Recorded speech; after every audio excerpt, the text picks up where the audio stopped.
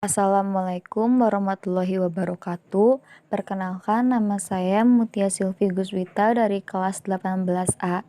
Saya ingin mempresentasikan mengenai identifikasi koperasi dan berbagai hubungan dalam koperasi.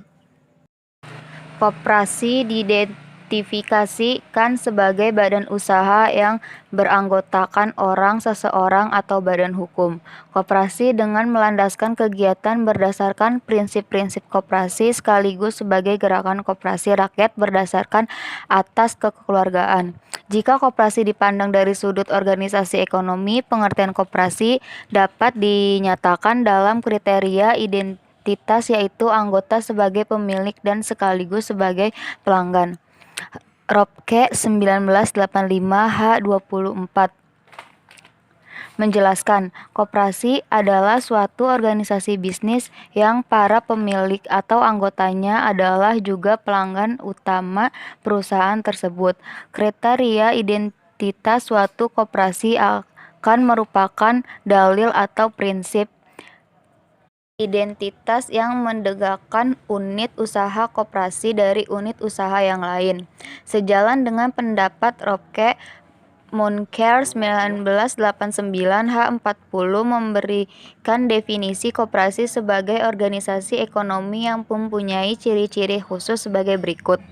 Pertama, adanya sekelompok orang yang menjalani hubungan antara sesama atas dasar sekurang-kurangnya satu kepentingan yang sama atau kelompok koperasi. Yang kedua, adanya dorongan atau motivasi untuk mengorganisasikan diri dalam kelompok guna memenuhi kebutuhan ekonomi melalui usaha bersama atas dasar swadaya dan saling tolong-menolong atau motivasi swadaya. Yang ketiga, adanya perusahaan yang didirikan dan dikelola secara bersama-sama atau perusahaan koperasi.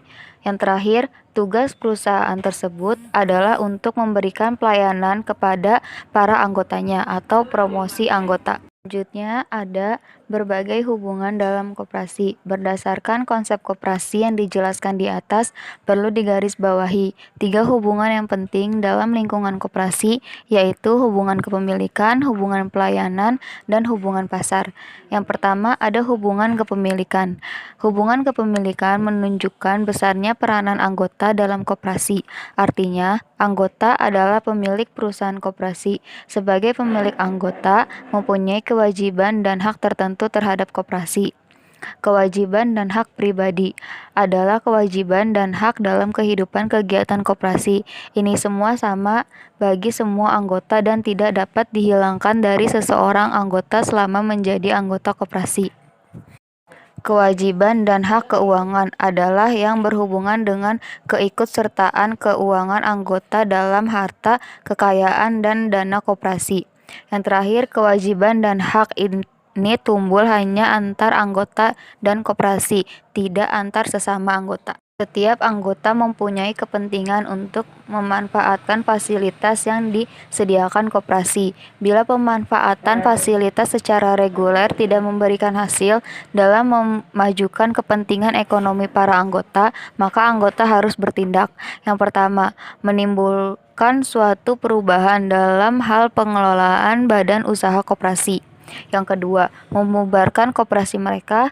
Yang ketiga, mengundurkan diri dari koperasi karena tidak menguntungkan. Yang terakhir, mempersatukan koperasi mereka dengan koperasi lain agar terbentuk unit ekonomi yang dapat hidup terus guna memajukan anggotanya. Selanjutnya ada hubungan pelayanan. Hubungan pelayanan muncul karena fakta bahwa anggota di samping sebagai pemilik juga sebagai pelanggan utama koperasi. Bentuk pelayanan koperasi tersebut, anggota melalui bisnis antar usaha anggota dengan badan usaha koperasi. Hubungan bisnis ini dapat dikaji secara mikro. Di dalam anggota dapat berfungsi sebagai produsen atau penjual, tetapi juga berfungsi sebagai konsumen atau pemakai. Demikian juga koperasi ialah dapat berfungsi sebagai produsen atau penjual, tetapi juga dapat berfungsi sebagai konsumen atau pedagang.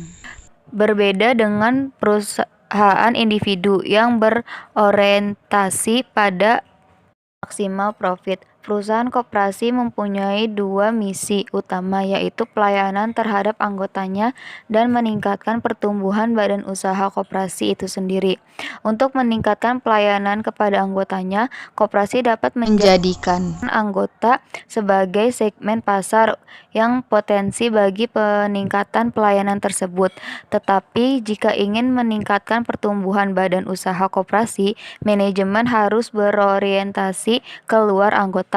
Tentu saja proporsi transaksi dengan anggota harus lebih banyak dibandingkan dengan promosi.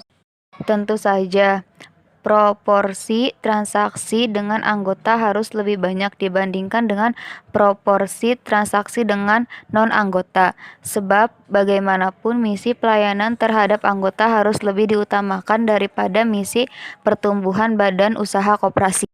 Ada dua faktor utama yang mengharuskan koperasi meningkatkan pelayanan kepada anggota. Yang pertama, adanya tekanan persaingan dari organisasi lain. Yang kedua, perubahan kebutuhan manusia sebagai akibat perubahan waktu dan peradaban. Selanjutnya ada hubungan pasar. Pada prinsipnya, pasar adalah pertemuan antara penjual dan pembeli. Tetapi konsep pasar sebenarnya bukanlah sesuatu yang konkret, melainkan sesuatu yang abstrak. Ahli ekonomi lebih menekankan pada pertemuan antara permintaan dan penawaran. Permintaan menggambarkan rencana jumlah produk yang diminta dari periode waktu tertentu. Sedangkan penawaran menggambarkan rencana produk yang akan dijual atau ditawarkan pada periode tertentu. Jika permintaan bertemu dengan penawaran, maka akan muncul konsep baru berupa harga dan jumlah produk yang ditransaksikan. Dalam teori ekonomi, pasar dikelompokkan menjadi 5 jenis, yaitu pasar barang, pasar tenaga kerja, pasar uang, pasar modal, dan pasar luar negeri. Kelima jenis pasar ini dapat dimanfaatkan koperasi sebagai sumber daya yang bermanfaat bagi pertumbuhan koperasi.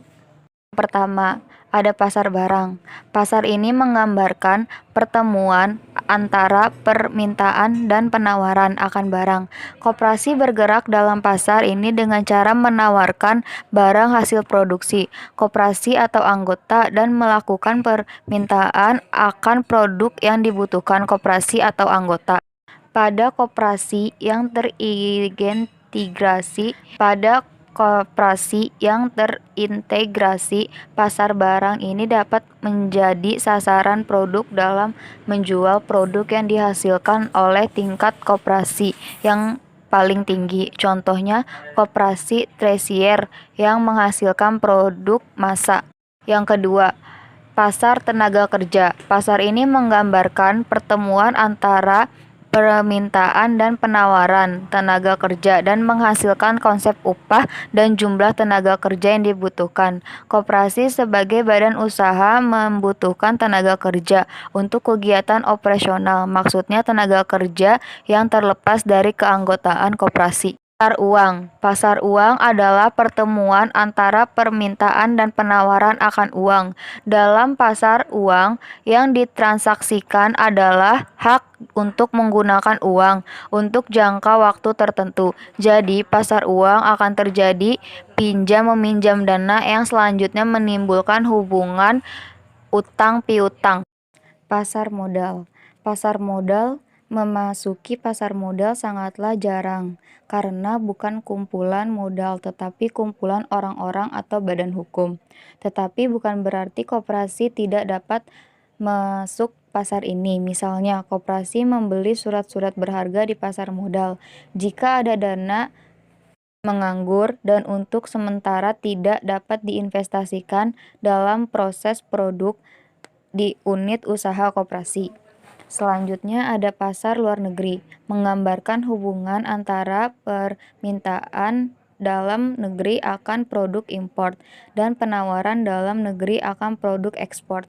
Pemerintahan menganjurkan supaya koperasi untuk bergerak dalam pasar ini, maksudnya melaksanakan kegiatan ekspor-impor. Mungkin segitu aja presentasi dari saya. Mohon maaf jika ada kekurangan. Wassalamualaikum warahmatullahi wabarakatuh.